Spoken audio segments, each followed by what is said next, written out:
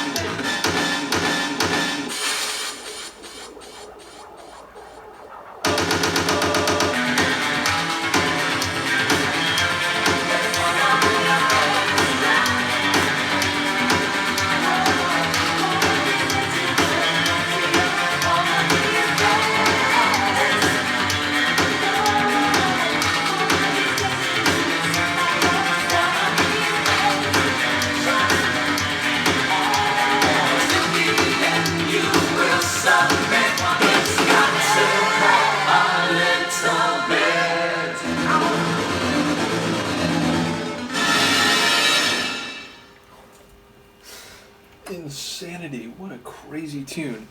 So, like, one aspect of it stood out to me right away, which is to say those backing soulful vocals, and I've come to learn that by the time you get to the second half of the 80s, 86, 87 maybe especially, it does seem like a lot of synth-based groups from the last few years before that were trying to infuse more funk and soul and genres from earlier decades, or at least that became prominent in decades before the 80s, into their production so that they still had a drum machine synth sound, but mixed with some soulful vocals or, funky instrumental accompaniment. And I feel like there is some soul sound in this track. Now, it is very much a dance 80s type of tune, in that not only do we have that 80s, drum machine, steady 4/4 kick drum, but we also have some syncopated keyboard runs that remind me of like one of those 12-inch mixes where it'll have a section that has a really looped percussive groove to it, maybe even looping some of the vocals like we got at the end there.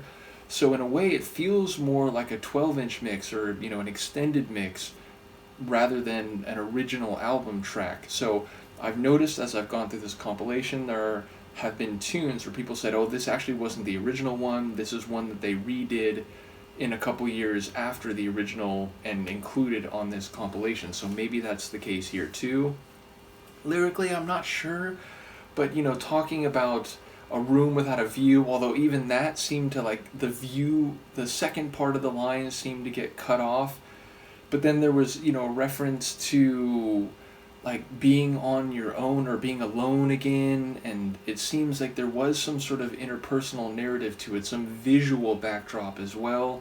I don't think I heard the title word, maybe I'm wrong, maybe it was in there, but it feels like there's maybe, a lot more going on than just a description of a particular subculture or even the concept of subcultures.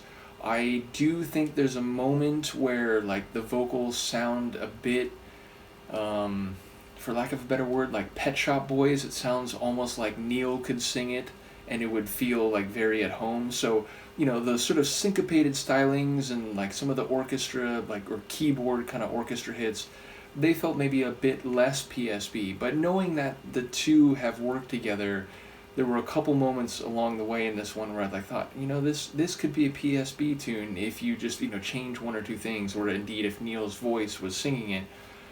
But I will say the organ style keyboard, it wasn't like a proper church organ type sound, but there were these very electric, almost like an organ meets a harpsichord type sound, and those keyboard runs I found very compelling. So again, it feels like a mid-80s tune, not only with some of the synth or keyboard sounds, but also some of the soulfulness of those backing female singers, and again sort of like a 12-inch mix type of vibe with the percussion loops where you can see someone breakdancing almost to it. So yeah, be curious to hear what people have to say about the lyrical themes at play, because again, I just caught little snippets and don't know how they all stitch together. But another one I very much enjoyed, and one which again feels a million miles away from the tracks on Movement, which I get was a very transitional period and a transitional record,